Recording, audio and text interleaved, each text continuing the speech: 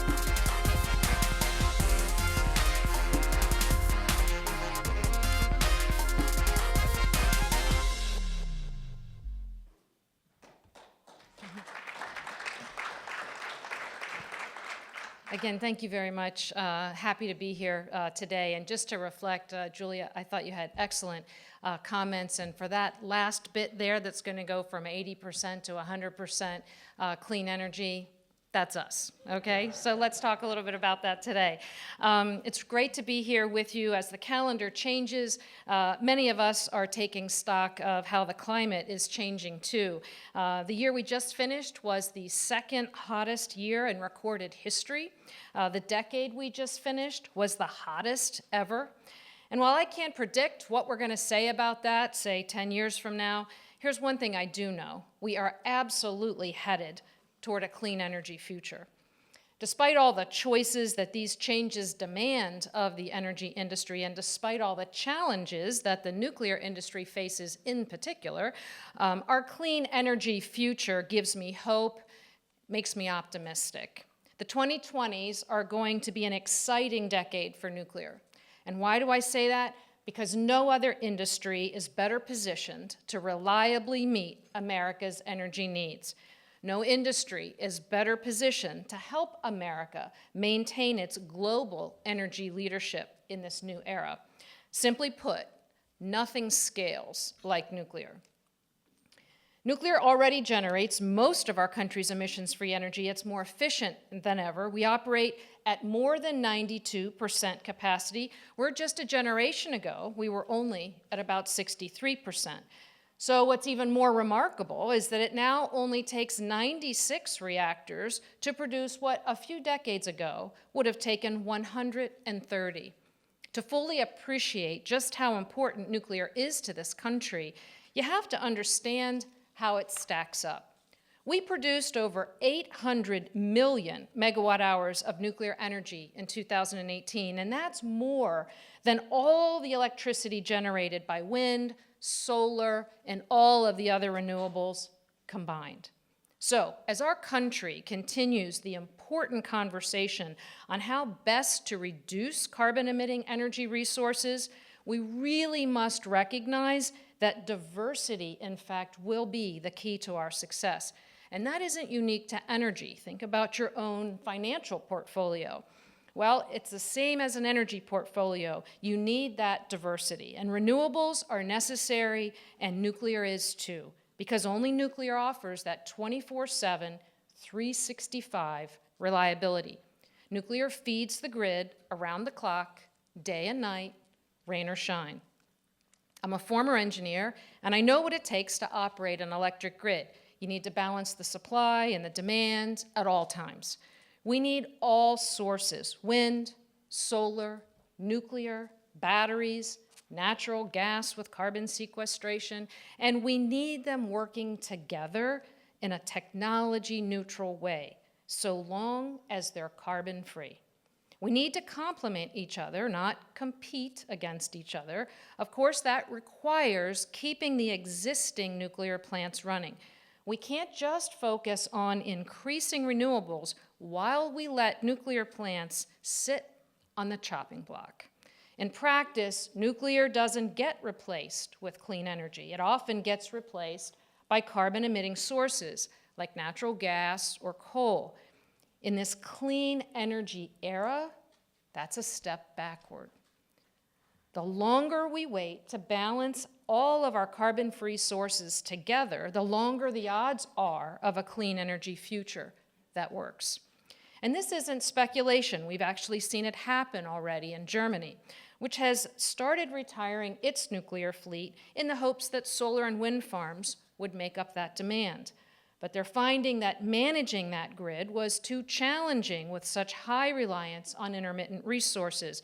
And unfortunately, to balance this, they're relying on fossil fuels. And already they're realizing they'd be better off with firm, dispatchable, and carbon-free resource like nuclear. So let's take a lesson from that and not repeat it. To make sure nuclear is available, a few things need to happen, and they have to happen soon if, in fact, we want to decrease our carbon emissions. We'll need policies that support all clean energy sources working together to provide that reliable carbon-free energy. Several states have already set goals to require 100% clean and reliable energy. You heard about that earlier. By 2050, in some cases sooner, more on the way. And you heard mentioned earlier, it's a bit of an eye chart, but this is a chart that shows a lot of the utilities that are making the carbon-free pledges. You don't have to read each and every data point, just look at the trend lines are all down and to the right, meaning lower carbon. In response to customer demand, you've seen utilities like Duke Energy, Dominion Energy, APS, and Xcel all making emission reduction pledges. And companies like Exelon have already positioned themselves for a low-carbon future. So there's a growing chorus of voices and supporters in the United States, but in too many corners, there's silence. Last year, 2 perfectly good reactors shut down permanently before their time. And by 2025, 8 additional nuclear reactors will be forced to close prematurely. And that means less reliable clean energy and fewer jobs in Pennsylvania, in Iowa, in New York, in Michigan, and in California.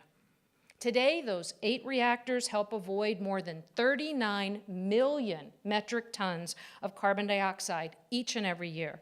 And when you shut down those plants, you're putting the equivalent of more than 8 million vehicles on the road. You know, that's like doubling the number of cars in Pennsylvania and Ohio and telling yourself that you're doing it to make the air cleaner. So the first step is to save the plants that we have today. And states like New York, Ohio, Illinois, Connecticut, and New Jersey, they're taking those actions to preserve their nuclear fleets. But each of these battles has been hard fought and more difficult than the last. And last month, FERC acted to potentially undermine the state's decisions by adding additional financial pressures to those existing nuclear and to future renewables. And that's why we need a national strategy that allows states the flexibility to make their own decisions about their individual climate goals. And in the meantime, thanks to a new generation of entrepreneurs that are stewarding digital technology, we can now take those nuclear plants that were built 40 years ago and upgrade them with today's technology.